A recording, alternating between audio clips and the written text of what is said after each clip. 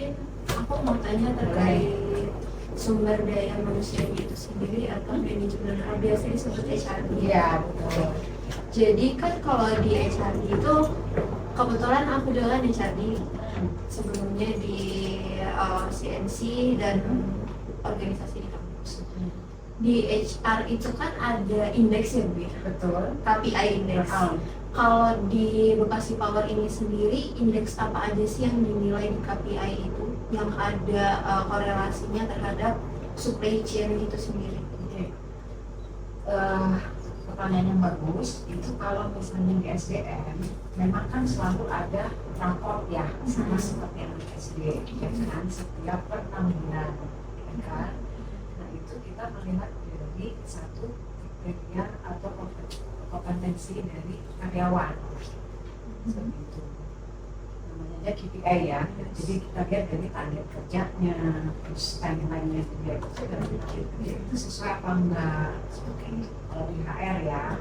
Kemudian terakhir itu pasti melihat disiplinnya apa tidak. Kalau untuk komunikasinya sendiri? Ya, kita kan komunikasi di HR itu dua arah ya. Karena kan kita langsung berhubungan dengan direktur utama. Nah, kemudian dari direktur utama, misalnya ada sesuatu perintah, berarti kan menyebar nih perintahnya ke HR. Nah, HR lah yang bertugas untuk memerintahkan semua ke para dev head, ini ada tugas. Misalnya dev head A, B, C, D, seperti itu. Karena memang ada di bidang human research itu sendiri. Kalau untuk human capital management yang ada di HRD itu, kira-kira dari sistem HR yang sekarang dari Bekasi Power ini, bagian mana yang ingin ditingkatkan dalam jangka waktu 3-5 tahun ke depan? Mungkin performanya kah? Ya, lebih ke performa. Dengan cara? Dengan cara performanya nanti kita tingkatin. Ya, Pelatihan pelatihan, training, terus biasanya dia harus ikut ujian kompetensi ya, untuk supaya dapat sertifikasi. Kalau saya boleh tahu, untuk ujian kompetensinya itu seperti apa ya Bu ya? Ujian kompetensi itu banyak. Kalau misalnya level staff, supervisor, manager ini beda-beda. Nah kebetulan saya waktu itu pernah ikut yang level manager. Jadi itu kita ditanya mulai dari hulu sampai hilir. Contoh NPP-nya karyawan, kita kan harus punya planningnya dari tahun kemarin sama tahun sekarang perbedaannya berapa persen. Terus kemudian kita harus melihat budgetingnya. Kita juga budget juga harus ada analisis ya, analisis dari tahun sebelumnya, terus yang sekarang bagaimana. Yang kedua, terus yang ketiga mengenai komunikasi dua arah antara manajemen dan karyawan. Namanya HRD kan jembatannya ya, seperti itu.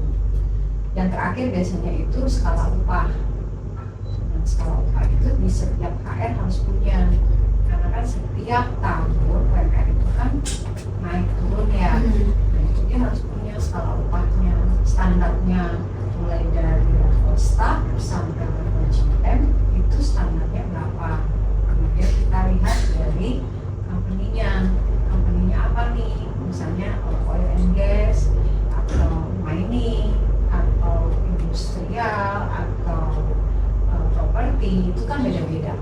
Tapi kalau misalnya pembangkit ya kita harus samain dengan pembangkit lain. Biasanya kita sampling dulu lah seperti itu. Kalau boleh tahu tadi mungkin aku kurang tahu ya, GM itu apa ya dalam posisi? GM itu jadi dalam struktur organisasi di bawah direktur pasti ada GM, vice president berikan seperti itu, atau general manager. Nah GM ini tangan kanannya dari direktur, begitu. Di bawah GM dia ada senior manager, di bawah senior manager itu ada manager. Jadi di bawah manager ada supervisor, di bawah supervisor turunlah ke staff seperti itu. Mungkin aku masih mau tanya soal terkait human research itu sendiri Bu ya. Kalau dari HR di BP ini sendiri, itu tuh bagaimana cara meminimalisir resiko terhadap manajemen humanioranya itu sendiri? seperti misalnya contoh ada karyawan yang memang sudah direkrut, tapi mungkin ya di pertengahan jalan we never know if there is any something problem, dan dari pihak bagaimana cara perusahaan untuk meminimalisir resiko itu tersebut. Oke. Dari awal biasanya saat kita interview itu biasa kalau saya interview atau Pak Irfan interview itu kita bukan interview seperti pada umumnya ya. Kayak biasa kan pasti kalian tegang, Iya. kalau kita pertama kali gitu ya. Kalau kita itu biasa interview ya ngobrol aja biasa gitu. Tapi ada poin-poin yang tanpa disadari itu kena. Oke. Biasanya kalau saya end dari interview itu saya selalu tanya planning kamu ke depan 5 tahun ke depan atau saat ini apa gitu. Kalau punya cewek gitu, punya pacar belum, udah mau dekat nikah atau belum, Pertanyaan ya HR lah. ya sebenarnya itu kuncian buat kita Iya. gitu kan. Terus kalau misalnya oh saya udah punya pacar, nah terus kamu mau nikahnya kapan gitu, takutnya nanti saat udah bekerja belum ada 1 tahun nikah itu kamu ganggu ya. Iya, betul. Seperti itu biasanya kalau seperti itu misalnya udah terjadi nih, udah kadung terjadi ya paling itu sih kembali lagi dari kebijakan HR-nya ya seperti apa. Kalau misalnya dia di bawah HR ya dari atasannya. Contoh, ambil contoh aja ya, waktu itu di staff saya sendiri kita rekrut satu administrasi. Saya nggak tahu karena dia badannya kurus, nggak taunya dia hamil. Nah saat dia interview itu ternyata dia hamil 2 bulan atau berapa bulan gitu, karena kurus banget badannya. Jadi kan nggak kelihatan ya, namanya cewek kan menutupi ya sebenarnya.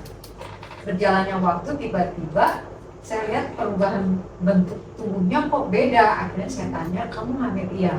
Nah di situ kan kalau misalnya kita mau saklek harusnya kan udah nggak bisa, karena kamu baru kerja terus hamil, otomatis kan bukan cuti hamil kan. Nah, itu kan belum dapat cuti hamil ya kan. Terus akhirnya ya dengan impian saya sendiri ya saya harus bisa bicara dengan manajemen di atas saya, dari sini saya ya, direktur utama, atau saya berkoordinasi dengan direktur keuangan. HR kan ada 2 kaki ya, bisa di direktur keuangan atau di direktur utama. Saya bicara, ini orang hamil tapi saya pengen masih dia bekerja gitu. Jadi ya otomatis kita kasih izin aja karena masih belum dapat cuti, jadi kita izin. Harusnya kan 1 bulan, setengah bulan ya, setengah bulan ke depan itu harus diambil dulu, kemudian setengah bulan ke belakang diambil, totalkan 3 bulan ya. Nah, akhirnya kita akalinya dengan izin aja. Tapi ada pengganti backup gitu. Kalau di saya, tapi semua unit kan beda-beda ya, kayak yang lain kan beda. Kalau kita mencaplok sebenarnya udah nggak bisa. Terus kebijakan masing-masing. Mungkin dari aku last pertanyaan terkait human research itu sendiri, sejauh ini kontribusi atau mungkin efek apa yang diambil dari HR itu yang memiliki korelasi dengan supply chain, misal seperti kualitas bukan kualitas ya, quality dari pekerjaannya itu sendiri akan mempengaruhi kegiatan supply chain di perusahaan ini kah atau bagaimana? Betul. Nah itu berkaitan dengan EHS ya. Nah kita kan di sini ada EHS juga.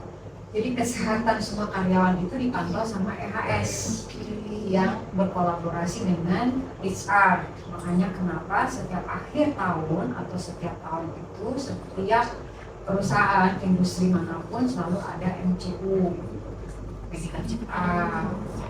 Karena kan bertambahnya tahun kita nggak tahu ya, misalnya masih muda nggak taunya kolesterolnya udah tinggi atau darah tinggi gitu ya kan, itu bisa terjadi. Apalagi di kita ini sangat rawan karena kan turbinnya itu bisa terjadi satu gangguan dari pendengaran, atau mungkin di belakang ada juga bahan-bahan kimia seperti labnya. Itu ada efek sampingnya gitu ya? Ada, makanya kenapa kita harus isi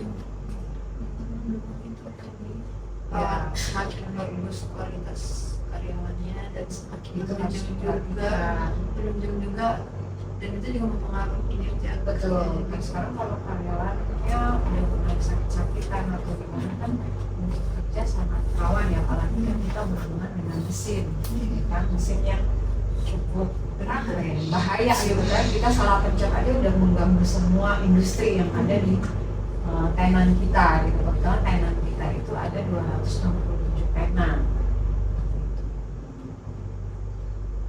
Ini yang ditanya kalau dari aku sih aku yang bertanya ini Bu. Boleh? Untuk Bekasi Power itu ada nggak Bu kayak long term goals-nya company ini? Goals-nya. Ya. Ya kita di sini kan Bekasi Power jasa ya, istilah kata jasa, kita menjual listrik yang nggak kelihatan barangnya nih, ya kan? Goalsnya ya kita harus meningkatkan dari segi distribusinya, dari segi pelayanannya, itu sih lebih itu dan untuk kesejahteraan karyawan. Itu yang ada dalam mimpi para PUB. Kita ya tidak mungkin BP hanya staf di sini aja, karena kita juga ada yang di Kendal, namanya Unit Power. Siapa tahu kita nanti bikin lagi di mana lagi seperti itu. Yang kayak tadi Ibu bilang mungkin lebih banyak tenan lagi juga yang kerjasama dengan Ibu. Ya, BP karena kan dia masuk wilayah Bekasi Power. Jadi lebih ke distribusi. Ya, karena kan kita jual jasa ya, biasanya jasa listrik. Beda dengan CDP. Udah pernah ke CDP belum? Kalau CDP kan repot ya. Nah dia itu sama jasa juga, tapi kan ada barangnya, ada bentuknya. Bentuknya apa? Yaitu dia seperti keluar masuk kontainer atau bagaimana. Nah itu kan juga sama jasa dan hubungannya dengan bea cukai seperti itu. Dan kita pun juga sama, ada hubungannya dengan government. Government kita ada dua, ada PLN sama PGN ya, PGN atau BBG. Jadi ada dua government yang kita pegang. Jadi yang BPG. BBG. Itu apa ya? BBG itu gas. PGN juga gas. Kita kan di sini listrik itu diciptainya dari gas. Dari gas kemudian ada ya dari uap atau apa. Dan itu hanya di daerah Cikarang, Jababeka aja atau? Iya. Oh, jadi fokusnya di sini. Ya sama halnya kalau di JI, tahu ya JI ya? Jababeka di Timur. TPK ada dua, ya kan? Yang untuk industri dan juga WWTP, ya kan? WWTP kan berhubungan dengan air, ya kan? Nah Jababeka itu dia industrinya kan dia pegang semua kawasan seluruh Jababeka, mulai dari wilayah 1, tahu kan?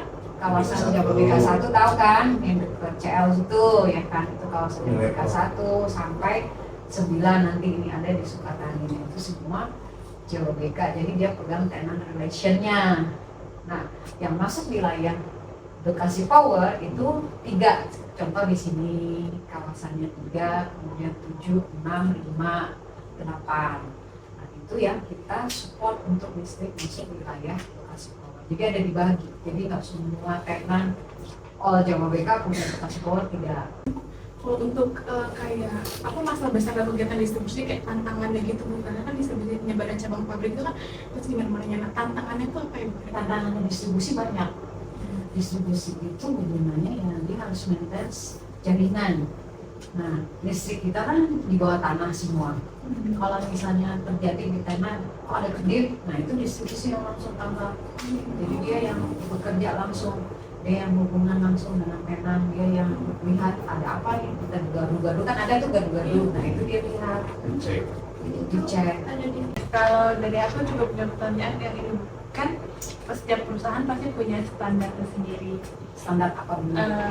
Kalau di Bekasi Power mungkin aku juga standar distribusi listrik kan ada yang kayak CL terus Bekasi Power itu tuh apakah standarnya sama atau berbeda dari industri? Sebetulnya sama ya, bidang usahanya sama, cuman mungkin caranya aja yang beda, dan juga apanya ya, slogannya juga beda, kan? Itu aja sih. Tapi untuk masalah distribusi ya terkait kalau misalnya orangnya mau yang kompetensinya seperti apa ya pasti kita cari orang yang berpengalaman di distribusi. Dan emang semuanya ini yang di Bekasi Power itu emang semuanya listrik tanam di bawah tanah. Iya, Oh. semua. Jadi tidak ada yang modelnya gantung-gantung di bawah tanah.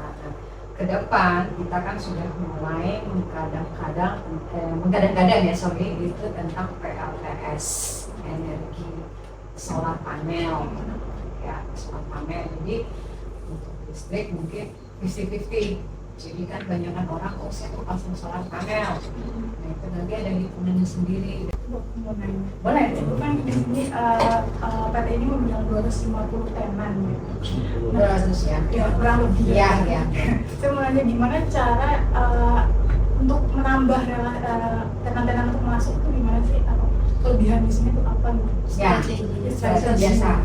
Kita itu kerjasama dengan GBC. Tahu kan GBC ya?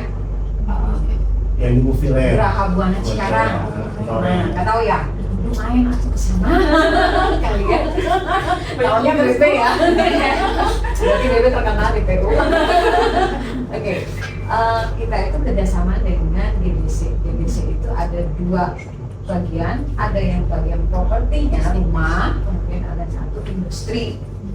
Nah, tanah-tanah yang kalian sering lihat itu yang kosong-kosong itu milik GBC.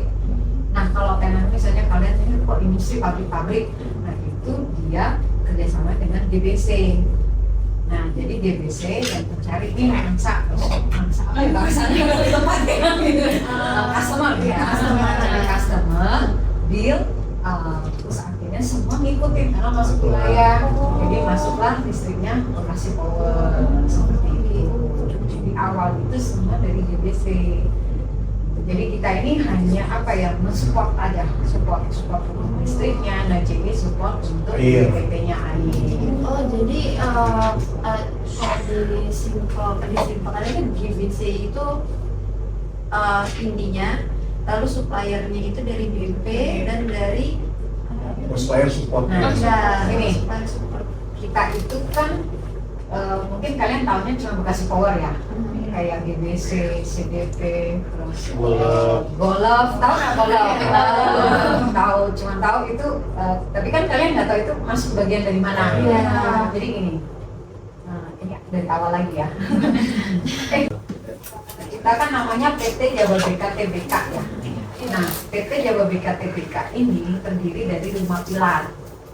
Nah, 5 pilar ini yang mensupport Jababeka Tbk. Jababeka Tbk itu di mana Bu? Di Movieland. Itu holdingnya. Gitu. Nah, kita ini adalah anak unitnya. Gitu. Jadi kayak Antara Sunera. ya betul. Jadi kita ini seperti anak unit. Jadi bisnis unit dari Jababeka Tbk. Seperti itu. Jadi kalau misalnya Bu ini ada tenan, kok tiba-tiba udah ada industri, terus kita mensupport yaitu karena kerjasama dengan unit GBC yang menjual industri lebih ke tanah. Kalau properti rumah itu nggak ada kaitannya, paling dia kerjasama minta sama karyawan harus punya rumah di JBK kayak gitu. I also have a question. Do you have some plan, like in the future, to upgrade your information system, like to get to adjust to new challenges and like to in the new supply chain management, like. Sistem manajemen. Ya, apakah itu Bekasi Power itu ada plan untuk mengupgrade information technology system dan teknologi lainnya pada Bekasi Power untuk meningkatkan mungkin meningkatkan jumlah tenannya atau Oh iya, kebetulan hari ini kan banyak tenan yang masuk itu ada 11 tenan yang baru ya. Nah, sistemnya kita ya, kalau di kita ya BP ya lebih sistemnya ya itu untuk kejaringannya aja supaya nggak terjadi kedip atau apapun gitu, gimana caranya dijaga seperti itu. Kalau misalnya untuk sistem supaya menambah tenan, penjualan jadi lebih naik, ya kita kerjasama sama GBC. Dan itu ada targetnya nggak itu? Kalau GBC ada ya, karena dia kan ada salesnya. Kalau di BP itu sales nggak ngikutin aja. Jadi kita berjualnya ya jual gas, gitu, jual listrik. jadi kan nggak ada periklanan gitu, nggak ada. Oh, kita ada. Kalau di after sales sendiri itu ada di sosmed, kita punya sosmednya. Dan kita kadang suka sampling bikin survei kepuasan pelanggan, terus itu nanti kita studi plus minusnya ada di mana. Itu sih. Itu handling by divisi apa? After sales. Tapi berarti kalau HR di BP ini sendiri hanya berfokus kepada karyawannya saja. Ya. Bukan ke outside-nya juga. Maksudnya outside itu kayak misal mengidentifikasi bagaimana tenan itu kayak tenan apa, terus kualifikasi seperti apa, itu dari HR sendiri. Kalau ada tenan baru itu apakah kewenangan juga atau kewajiban juga dari divisi HR untuk mengidentifikasi si tenan yang baru itu? Maksudnya dari Identifikasi maksudnya gimana? Oh, ini data nanti pasti gitu. akan lama atau sebentar ya gitu. bisa dari tanahnya, bisa dari customernya itu sendiri. Enggak sih sama. Enggak ya? Jadi yang identifikasi apa semua itu ya dari sales. Jadi ini pengalaman saya selama customer service ya. Dari GBC akan menginformasikan bahwa akan ada tenan baru misalnya di kawasan KIJ 3 lah di sini ya, dari PTA misalnya. Nah si PTA ini pasti akan dihubungi dengan 2 PT. Habis dari GBC dia langsung pasti ke WWTP JI untuk pengurusan izin-izin segala macam seperti itu. Nah, setelah lepas dari pengurusan izin segala macam, dia akan direfleksikan untuk listrik masuk ke Bekasi Power.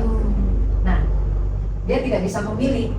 Dia kan misalnya dia memilih, aku mau karena Bekasi Power harganya misalnya mahal, saya mau ikut PLN, nggak bisa, karena dia masuk wilayah Bekasi Power, industri Bekasi Power. Jadi tidak bisa masuk sembarangan, PLN mau masuk atau CL mau masuk nggak bisa, nggak boleh. Karena udah ada pembagian. Betul, karena sudah ada batas-batas wilayahnya seperti itu. Jadi setelah kita ketemu dengan tenan baru, kita janjian nih ketemu dengan tenan baru untuk PT apa, terus dia butuh KVA-nya berapa. Nah, itu dari CS lah yang membantu untuk pengisian datanya, terus untuk proses supaya sampai listrik itu menyala ya dari Bekasi Power. Berarti prosesnya sangat transparan. Iya, betul. Okay, last time I have some question I want to ask you. First one is, how does your company ensure supply chain stability and transparency? Are there any steps or tools in place to ensure and track supply chain activities? Apa? Lebih langsung ke ininya aja, ke tujuannya apa, untuk apa? Hospitality atau Untuk ini customer satisfaction kayak kalau kepuasan pelanggannya kan kan transparansi. Iya. Nah, terus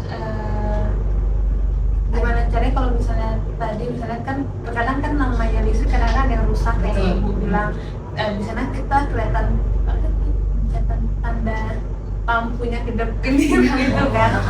Nah, kalau kan tapi namanya apalagi mungkin sebuah usaha itu kan Bu nggak mungkin sesabar itu untuk menunggu listriknya menyala kembali. cara berarti intinya kayak cara kita menghadapi komplain.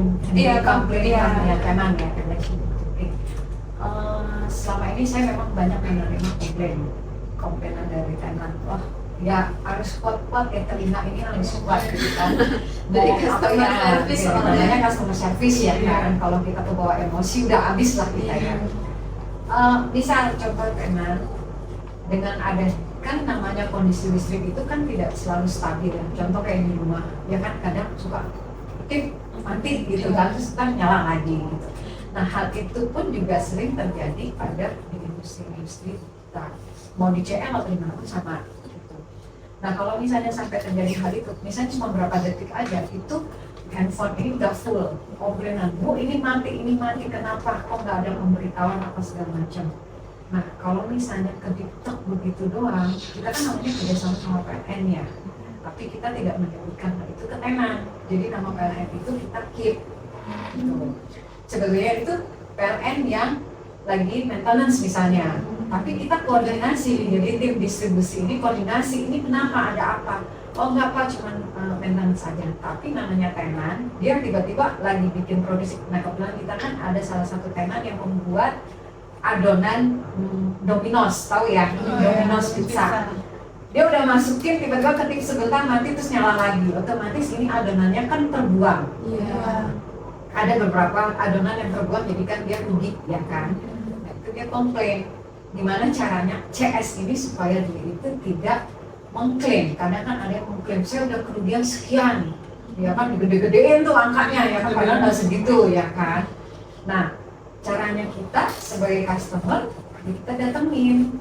Kita datengin ke si orang yang komplain, kita datang, kita jelasin, kita bawa foto, bukti bahwa ini loh Pak, kita tuh lagi maintenance, padahal maintenance PLN, tapi kita membackup, kita ada maintenance supaya lebih jaminannya lebih bagus, begini bla bla bla bla bla bla. Gimana caranya supaya dia itu hatinya luluh, dia pintar-pintarnya wanita lah ya. Ibu juga kebetulan belajar psikologi, jadi Ya, ya gitu lah. Jadi pintar-pintarnya kita gitu kan. Atau misalnya datang kita bawain apa lah gitu ya kan. Terus gitu ya. Berjalannya waktu mereka jadi oh ya udah gitu. Jadi kalau misalnya kita berteman sama tenan itu, terutama tenan yang vokal, kita berteman, dia pasti akan lebih apa ya, lebih nyaman. Oh saya lebih nyaman deh kalau ngobrol sama si A, sama si B seperti itu sih.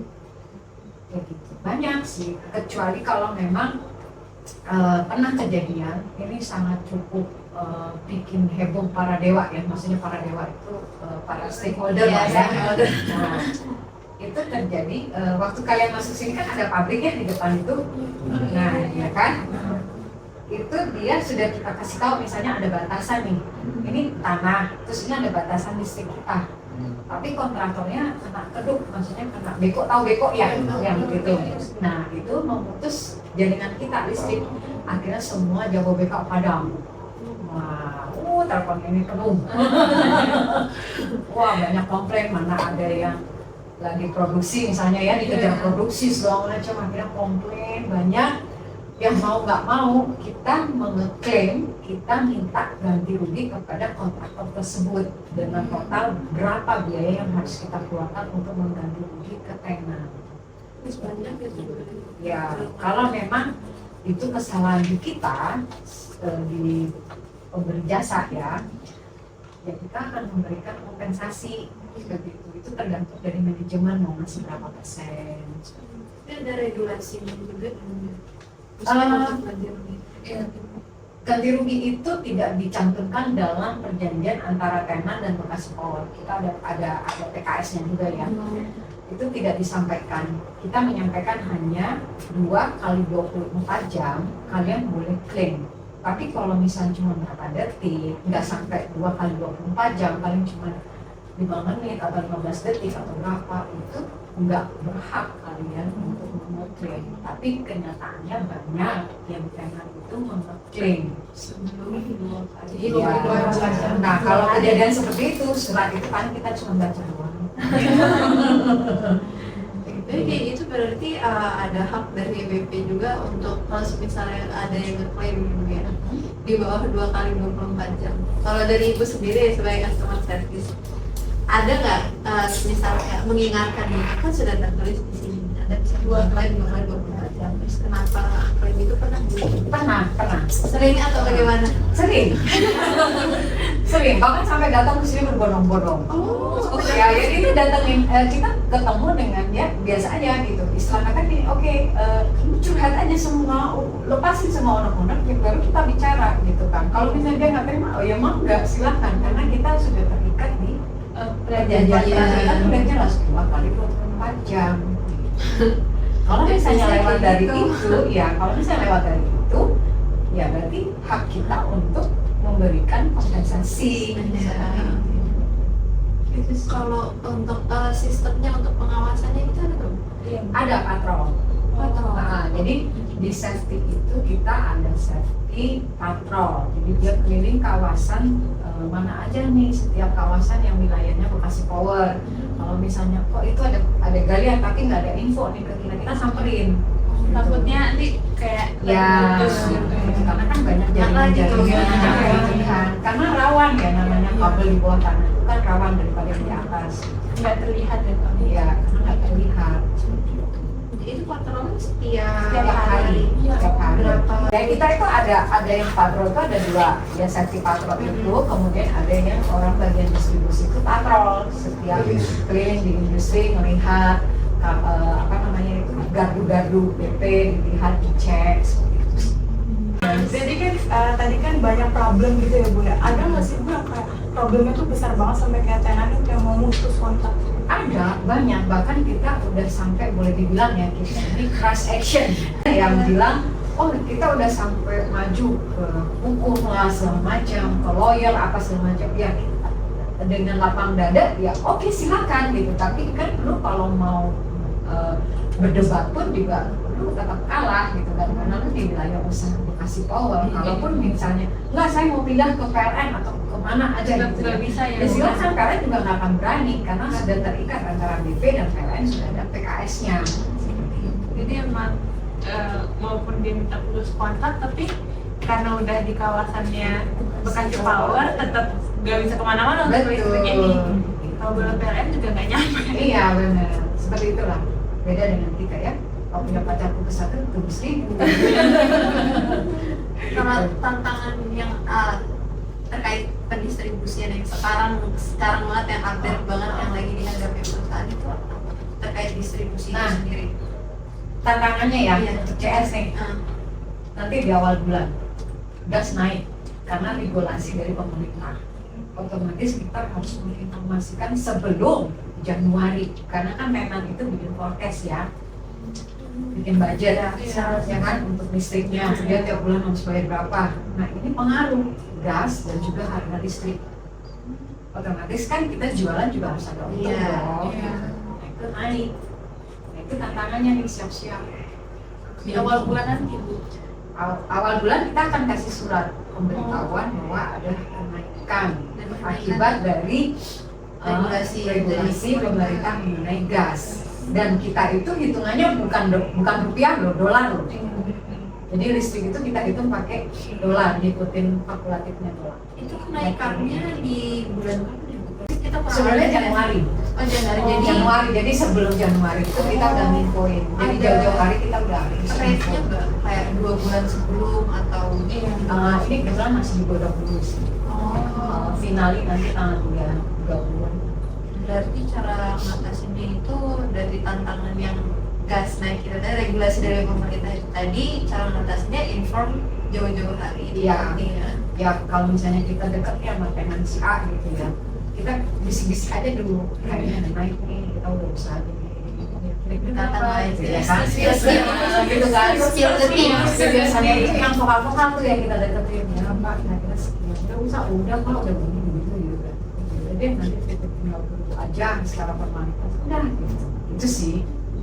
Tapi kalau misalnya kayak pembayaran listrik itu tuh kalau company besar itu bayaran tuh per bulan? Iya per bulan. Oh, Per bulan. Jadi dari after sales kan dia ada kolek dari KWH meternya tuh ya kan. Kita pakai sistem. Nah itu setiap tanggal 1 atau tanggal 2, tanggal 4 lah ya. Tanggal 4 itu dia udah tersebar tuh email tagihan listrik gitu. Nah after sales itu bisa jadi dua pribadi, bisa jadi baik, bisa jadi orang debt collector. Kalau misalnya tenan udah nunggak sampai berapa bulan nggak bayar-bayar, nah itu udah jadi debt collector tuh. Gitu. Nanti Ya nggak punya hati lah, silakan langsung kita segel, langsung kita putus kan maksudnya. itu regulasi memang udah ada regulasi di perjanjiannya juga. Tapi sebenarnya dari Bekasi Power ini masih agak baik. Maksudnya kan due date-nya ya, kita due date kan tanggal 20. Kalau lewat dari tanggal itu kebanyakan biasa adalah beberapa tenan yang mungkin lagi kesusahan atau apa, biasanya atau sales yang mungkin hatinya lagi baik itu kita datengin dulu. Kenapa bayarnya kok lama? Ya kalau dia bilang, oh saya lagi down nih, tenan mungkin relasinya belum bayar atau apapun, minta waktu dong, ya udah bersurat aja. Tapi karena kita nasinya nggak bisa ngomong. Uang pun juga akan diputar. Iya, karena uang itu kan berputar ya, kita kan harus bayar juga ke PLN, kemana. Kayak gitu. jadi tertarik mau masuk ke CS. Next method. Iya, betul. Tapi ibu lebih fokus ke CS atau ke HR itu sendiri? Dua-duanya. Jadi Saya itu kalau HR itu ada batas waktunya, ada batasan, ada targetnya. Tanggal sekian sampai sekian saya HR. Kalau misalnya tanggal sekian sampai sekian saya ke CS. Kadang itu saya lagi sibuk di HR, Bu ada CS ini, ya udah saya ke situ dulu, terus baru ke CS. Bagaimana caranya ibu kayak ngebagi dua divisi gitu, kayak itu kan lumayan overwhelming lah ya Bu. Dari HR terus ke CS, tapi kalau misalnya tugas HR yang belum selesai tapi ibu harus ke CS, itu gimana cara ibu ngebagi waktu, pemikiran, dan Gampang sih gitu. Gampang kok gitu, nggak susah gitu kan. Jadi ya biasa kalau saya pagi itu saya punya catatan kecil saya gitu, apa sih tugas saya HR, apalagi terutama untuk target viral ya bagi karyawan. Kalau saya telat kan saya digantung ya. Nah, itu sebelum target viral saya selesai, saya udah kerjain dulu. Makanya saya selalu ada jadwal untuk sales sendiri pun saya udah ajarin mereka untuk harus ada jadwal, jangan dadakan. Gitu. Kalau misalnya ada tenang Bu, saya mau ketemu hari ini nggak bisa, karena saya ada jadwal lain. Jadi kita harus punya ada timeline-nya sendiri, timeline untuk HR, timeline untuk sales.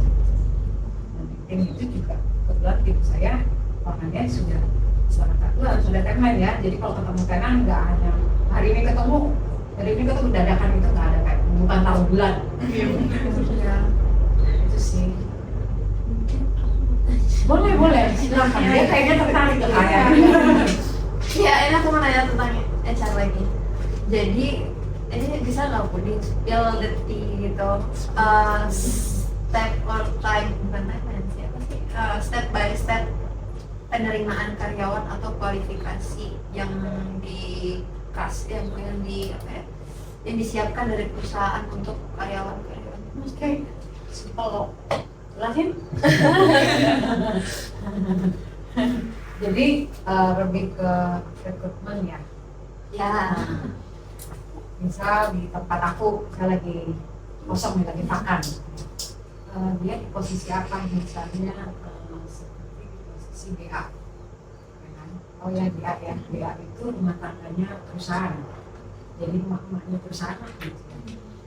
Pasti saya cari yang kualifikasinya, saya orangnya nggak terlalu lihat dari pendidikan, IPK, enggak. Yang penting orang itu mau belajar. Buat saya itu mau belajar dan dia bisa mempunyai ide-ide lain. Jadi nggak hanya itu aja, itu. Kalau saya itu ya, jadi saya nggak terlalu terpaku dengan pendidikan. Misalnya dia pendidikan SMA atau dia udah S1 tapi IPK-nya gitu. Buat saya enggak. Yang penting itu buat aku attitude sama komunikasinya baik, itu aja. karena belum tentu IPK bagus tapi komunikasi. Nah, kebanyakan orang yang IPK-nya bagus, misalnya Gen Z ya, sebenarnya kok Gen Z juga banyak, tapi mereka itu masih bisa kita atur anaknya, orangnya masih bisa ikutin ya. Banyak Gen Z kita di sini, apalagi tim aku banyak Gen Z-nya.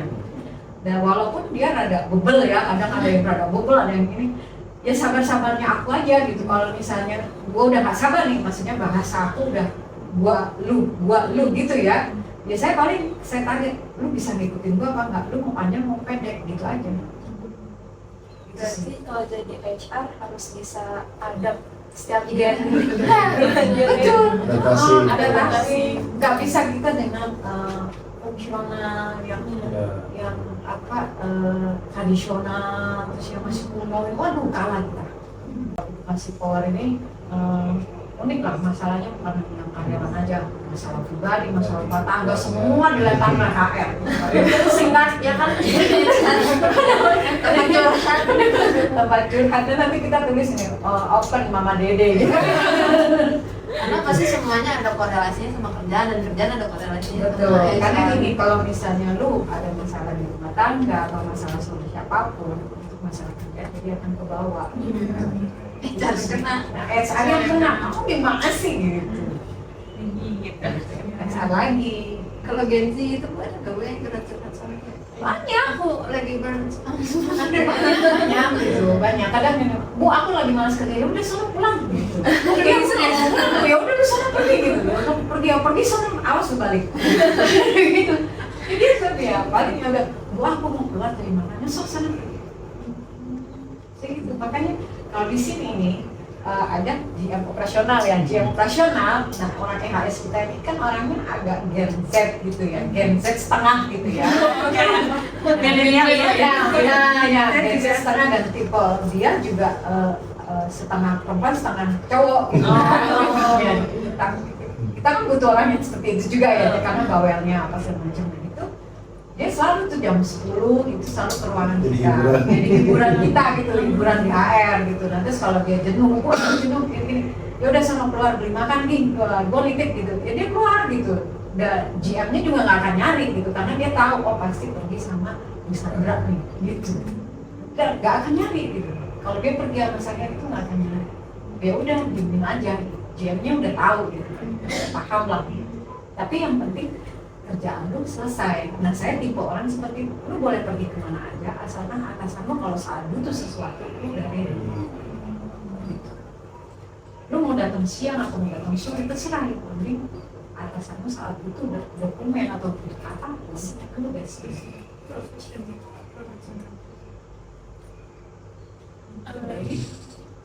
Okay. Can I ask a question, but not not by the plan? You know or you don't know, Ukraine suffer from Russian missiles attacks on energy infrastructure. What can you advise, how we can spread energy production and on what energy production we should concentrate? Should it be nuclear power production or something else, or a lot of little power production entrepreneurs? What can you advise? Kalau lihat kan Rusia Ukraine perang, terus terkena dampak infrastruktur untuk energy resource. Nah, kalau dari Ibu sendiri ada nggak pendapat Ibu mengenai alternatif energi resource yang lain selain nuklir, atau misalnya kita mau membangun enterprise energi resource itu salah satu hal yang mungkin yang paling aman itu Bu? Itu nanti PLTS. Energi go solar green, panel. lebih ke apa namanya yang terkenal itu sekarang Not properly working. go energy sih, lebih ke energi. We don't have two seasons like in Dia kalau solar panel tidak bekerja secara baik saat musim dingin. Oh iya memang betul, di sini pun juga sama. Kalau misalnya tapi kan solar panel itu ada dua macam ya. Dia ada yang menggunakan baterai, ada yang menggunakan energi matahari. Nah kalau dia menggunakan baterai, berarti dia mesti ready, mesti harus penyediaan sistem untuk baterainya berapa. Jadi ada dua sih There's sebenarnya. a two part of solar panel. First it's like battery, and second is the energy is the battery. So before that we keep the energy in our battery, but if the energy Matahari. from Kan the sun, ngikutin ini ya. so if there is sun, there is restrict, but if there is no sun, there is no restrict. But if it's with the battery, so we can save it and keep it in the battery. So it's like a different system. Not enough. Like in the whole country. Like a whole country. I don't think so. It's like every house should. Yeah, that's quite expensive, honestly. But that's the safest things that can be done in Ukraine. Ibu, kalau misalkan bahan bakunya itu berarti Bekasi Power ini dia produksi sendiri atau selain dari yang PLN itu produksi sendiri kah? Iya, dari gas kan, kita pakai gas. Jadi kalau misalnya gas kita juga mumpuni, ya PLN yang backup. Kalau misalnya kita ada apa-apa, ya PLN backup. Kalau PLN ada apa-apa, ingat nggak yang ada kejadian mati seluruh Jawa Bali? Oh iya iya Ya. iya. Nah itu kita sebagai Bekasi Power rekanan dari PLN itu membackup semua. Tapi Bu, untuk distribusi gasnya itu gimana ya? Kan nggak mungkin pakai truk ya. Oh, enggak. Jadi kita ada ini ada apa namanya? Jadi kayak lewat apa ya itu namanya? Kayak lebih ke orang teknis yang tahu ya. Terobong atau Bukan terobong, Pipa. Ya ada pipanya di belakang. Ada. Jadi nggak mungkin dong mobil tangki masuk. Kan gitu. Tapi kira Enggak.